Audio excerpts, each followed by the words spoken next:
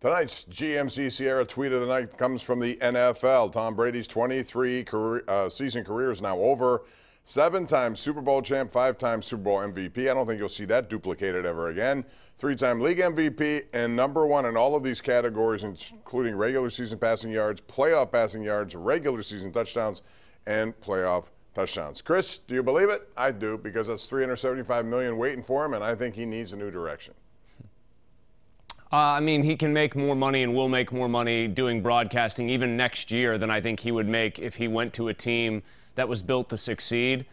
That said, I actually am I started today thinking it was 45% legit. Maybe I'll up that to 51%, like just slightly better than 50-50 that he's actually done.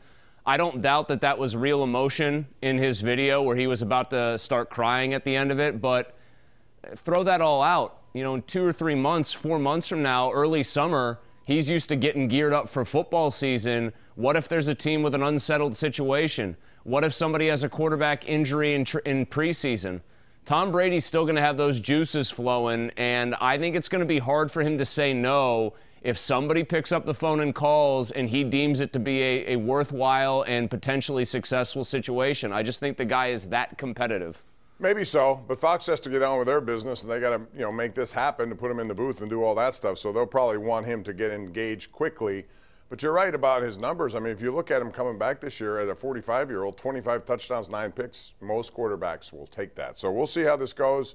A lot of teams are looking for quarterbacks, and his name will be thrown about quite a bit. All right, Chris, we got a lot of people want to talk Pitt basketball. Let's go to Robert in Bethel Park. You're first up tonight. Robert, how are you? To follow up on your earlier talk, on that last series where Capel pretty much allowed Pitt to go for the last shot, down by 1 on the road, he showed a lot of confidence in Jamarius Burton that he'd be able to beat the North Carolina players one-on-one into that lane. You know, you're down by 1 on the road. You're usually taking the first best shot, and they let that clock run all the way down to 4 seconds before he got fouled. Mm-hmm. A lot of confidence from Capel in his guys, particularly Burton. And the other thing you're seeing in these games is the fact that Pitt's got some shooters now. Pitt has not had shooters for a while. Yeah, there are a bunch of guys who can pop it from 3. And I'd be the first to second-guess that play because I was thinking that up there at the time, Chris. I'm thinking to myself, okay, you're going to leave yourself 1 shot with no chance at a putback. You're down still. I would have gone for an earlier shot. I actually kind of liked it. I like putting it in the hands of a player who had a very good game. Cummings obviously fouls out, so that takes an option away. What I'll give Capel credit for there is not just the confidence that he has in Burton and probably his whole team. He ran just a nice kind of subtle little play, made sure he got a ball screen there to get Leaky Black. And it was Greg Elliott, I think, setting the screen, who's too good of a shooter to just leave alone and try to double the ball or not switch. Because then if you leave him open for 3, I think Pitt's okay with that shot, Bob. They get a screen on Leaky Black, who's by far the best defender on the ball that Carolina has. They get him away from Burton, and Burton can go to work against a smaller man. Not only do I think it was confidence from Capel, I think it was a good play call, a shrewd play call to get the look that they wanted. I also think a big part of this was Leaky Black had foul problems. The Pitt took it to him when they had a chance, knowing that he couldn't be aggressive in defending them. So, when you know a guy's on the hook like that, you want to go after him, and they did a couple of times prior to the end of the game. Let's go to Will in McKees Rocks. What's up, Will? Hey, Bob. My best to you and your family as always. You too, Will. Thank you. What's up, man? Oh, no. I wanted to talk about Pitt tonight. I thought it was a great game. And my question to you and Chris is, with the wins that they have so far this season and with some of the teams that they've beaten, do you think it's time for them to get ranked now? Yes. Chris? Yeah, I think they went from 9 votes in the AP poll. A road win like this, that's likely going to be a quad 1 win. I would say gets them, if not ranked, they'll be one of the top 2 teams receiving votes. But I think they're one of the 25 best teams in the country right now. They're streaky. I get it. They lost to Florida State. I think Florida State was down 30 in the first half to NC State tonight, but they've beaten some really good teams, most of them at home. They have 6 wins on the road, Bob. 6 true road wins, I believe. That's the most of any ACC team on the road this year. Yeah, pretty impressive stuff. And, they beat Virginia. They should have beaten Clemson. That was a 1-point game here at the Peterson Event Center. Clemson right now sits on top of the ACC standings. But, man, I mean, you go from where they were at the beginning of the season, where you go over the peak, you see about 1,000 people. Now they're selling out. That's a rapid transition, and it's certainly good to see. Let's go to Nancy in Tarentum. Nancy, what's up? How are you tonight? Hi, Bob. Hi, Chris. Thanks for taking my call. Mm-hmm. Hey, I am so happy that Tom Brady is going to retire because it's just a blessing for the football fans, I think. Nancy, I got real bad news for you. He lasted long enough and was great enough for long enough that a guy named Patrick Mahomes now exists in the AFC. So it's Not out of the him. frying pan and into the fire. Yeah, I know. Yes, I didn't want to make it. Bob, I did not want to bum out Nancy and say, oh, by the way, in your own division is Joe Burrow, who's probably number 2 in the whole league. Justin Herbert's an alien in the AFC West as well. So is Josh Allen in the AFC East. Oh, by the way, so is Trevor Lawrence in the AFC South. It ain't getting easier. No, it's not. But one thing I did see, if you look at where Tampa is right now, they got Kyle Trask.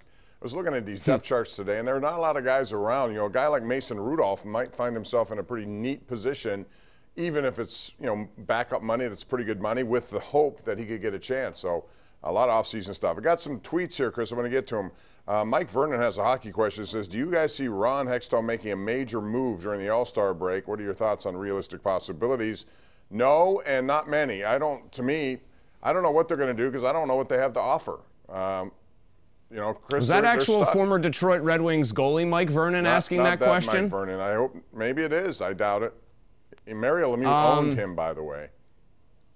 I was going to say, if it was Chris Osgood, we could just rifle that question back at him and beat him high glove side. So I'll give you the only realistic move I could see. Not even realistic, but I'm saying like big splashy move to shake things up. You're not moving Letang, Malkin, or Crosby for obvious reasons. Who's the next biggest name? Probably Gensel. He's got a modified no-trade clause, so there's like a list of teams that he can veto. I think it's 12 teams, Bob. He's the only guy that isn't one of the core 3 that would get a big-time return, I believe, that they would even consider dealing, but I don't think that'll happen. They're strapped. The NHL is kind of screwed. I'll editorialize here very briefly. They're kind of screwed because the trade deadline's usually hyper-interesting, yet nobody can make any real deals because there's not enough teams that are kind of way far off the cap where they can take bad contracts and get prospects. Everybody's cap-strapped. Hextall's no different. What they have is pretty much what they have. To answer the question there more succinctly, I don't think there's really anything to be done. Well, the only thing you could hope for is that, and I never thought I'd be saying this here on January or February 1st, is that Josh Archibald needs to get back. He gives them some energy. The fourth line has been so bad, or the third line, whichever one of those two combinations featuring Jeff Carter, excuse me, they need some sort of infusion of something. And I think he's the guy who could do it. I don't know what his status is. Ryan Paling's come back. He's, been good.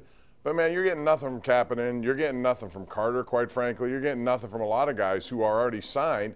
The only guy who's really stepped up this year, I think, is Jason Zucker. He's played his best Penguin hockey this season. Kapanen's been a void. I mean, that continues to be very onerous, his contract and his lack of production. For the money he's getting, you can get more useful bottom 6 players. I think that's really been an anchor for them, Bob. And listen, this is just what they are. I don't really see a trade presenting itself that makes them materially better that's realistic for them to execute. So they're going to have to hope certain guys just start playing better, and they're going to have to also hope that top 6 that's been so good remains so, even though some of its principals are in their mid-30s. And more than anything, they need Tristan Jarry to get healthy and to play. Jarry is the key to them. I don't care how else you look at this team. If he's healthy, playing well, heading into the playoffs, I think then they have a chance.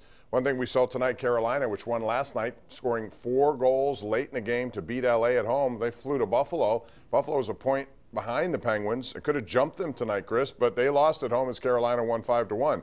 Carolina is a really good team. They don't give you much. No, they don't give anybody much. The Penguins have huge problems with them, and I think that fact that the Penguins have a team right there in Carolina that they just really can't solve is sort of a cautionary note here. This is going to start happening more and more with more good teams in the East. When the Penguins see them, they realize, uh-oh, we're not the young, spry group anymore. These guys are, and there's absolutely no fear factor of the Penguins out there anymore like there used to be. We have to take a break on that note. Come back with more right here. You're watching the Ireland Contracting Nightly Sports Call. Don't go away.